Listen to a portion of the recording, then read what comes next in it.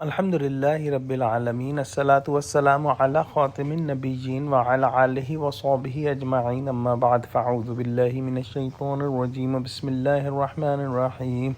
قال اللہ تعالی فی سورة الاعراف: وقال الملأ الذین كفروا من قومه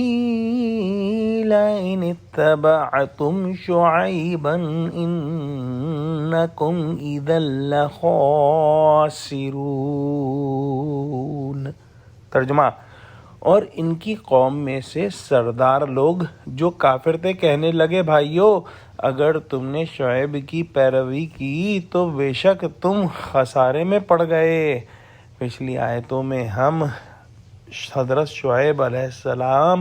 اور ان کی قوم کے جو سردار تھے ان کے بارے میں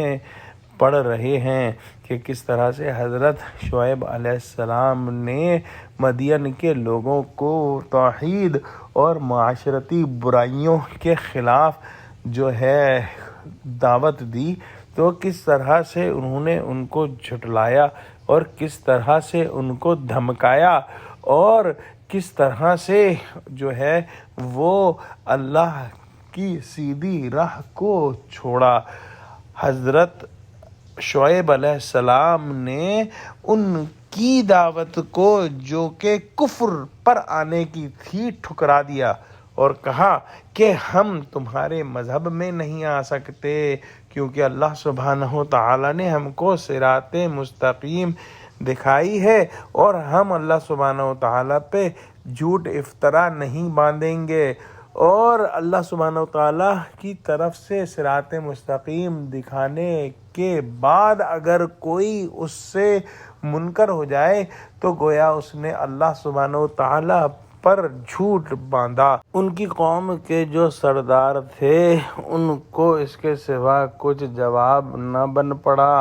کہ انہوں نے دوسرے لوگوں سے کہا کہ اگر تم نے شعیب کی پیروی کی تو بے شک تم خسارے میں پڑ گئے۔ اور اس خسارے سے ان کی کیا مراد تھی کہ یعنی باپ دادا کا مذہب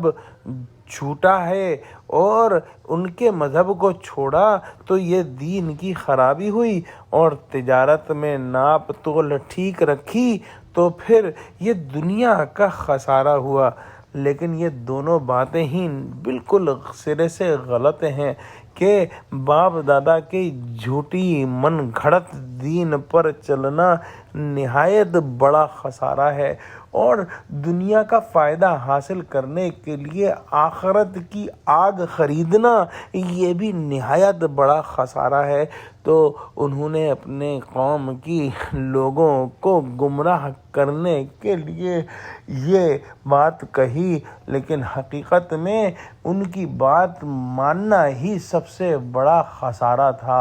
اور جن لوگوں نے مدین کے سرداروں کی بات مان لی وہ بے شک سب سے بڑے خسارے میں پڑ گئے۔ دعا کرتے ہیں کہ اللہ سبحانہ وتعالی ہم کو سچوں سے جوڑے اور ہم کو دنیاوی معاملات میں سیدھا سچا مسلمان بنا دے، آمین۔ وآخر دعوانا الحمد للہ رب العالمین، والسلام علیکم ورحمۃ اللہ وبرکاتہ۔